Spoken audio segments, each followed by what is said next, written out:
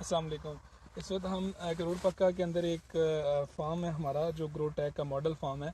यहाँ पे हम इनको सैटेलाइट मॉनिटरिंग की सर्विसेज दे रहे हैं। गुलाम शबीर यहाँ फार्म मैनेजर हैं और सकलैन साहब भी यहाँ इनके साथ ये भी इस फार्म को देख रहे हैं।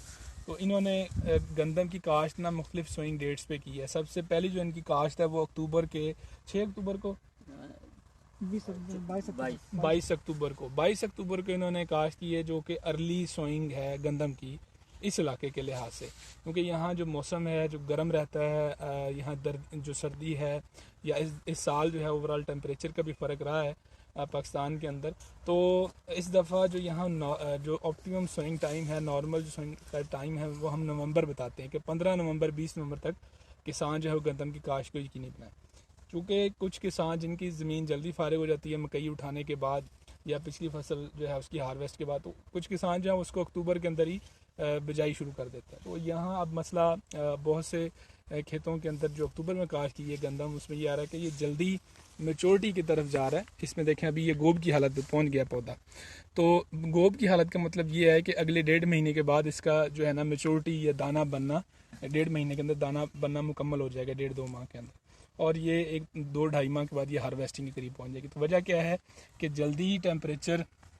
जल्दी काश्त करने से जो ज़्यादा टेम्परेचर था उसकी वजह से फसल जल्दी मैच्योरिटी की तरफ चली गई है। अब इस स्टेज पे चूँकि ये जो फील्ड है हमारा, जो जिसको हम ये सर्विसेज सैटेलाइट की ग्रोटेक की दे रहे हैं, तो यहाँ हम इनको न्यूट्रिशन मैनेजमेंट के ज़रिए से इसकी फसल को जो है ना वो पानी की मैनेजमेंट के ज़रिए से, खुद ये जो गुलाम शबीर है ये खुद भी काफ़ी एक्सपर्ट है चीज़ों को अच्छे तरीके से समझता है, अंडरस्टैंड करता है। हम इसको रिपोर्ट भेजते हैं तो उसके ऊपर हमसे सवाल जवाब करते हैं। तो चूँकि जल्दी फसल लगाई तो जल्दी मैच्योरिटी की तरफ गई, गोब की हालत की तरफ, तो इन्होंने ये समझा, फौरी तौर पे ये हमसे मशवरा किया और उन्होंने पानी लगा दिया।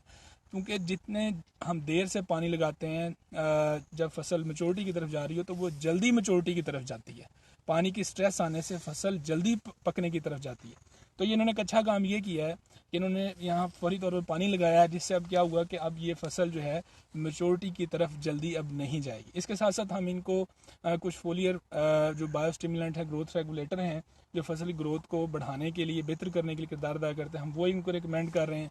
इसके साथ साथ इन्होंने चूँकि बिजाई के वक्त पोटाश नहीं डाली, तो इस किसान के लिए बहुत ज़रूरी है या इस फसल के लिए बहुत ज़रूरी है, बेहतर मैनेजमेंट के लिए ये पोटाश का इस्तेमाल जो है वो लाजमी करें, ताकि जो इन्होंने बिजाई के वक्त पोटाश नहीं डाली और इसकी वजह से फसल की जो पैदावार है वो मुतासर होने का खदशा है, इसका सिट्टा छोटा बनने का खदशा है, दाने का साइज़ कम होने का खदशा है।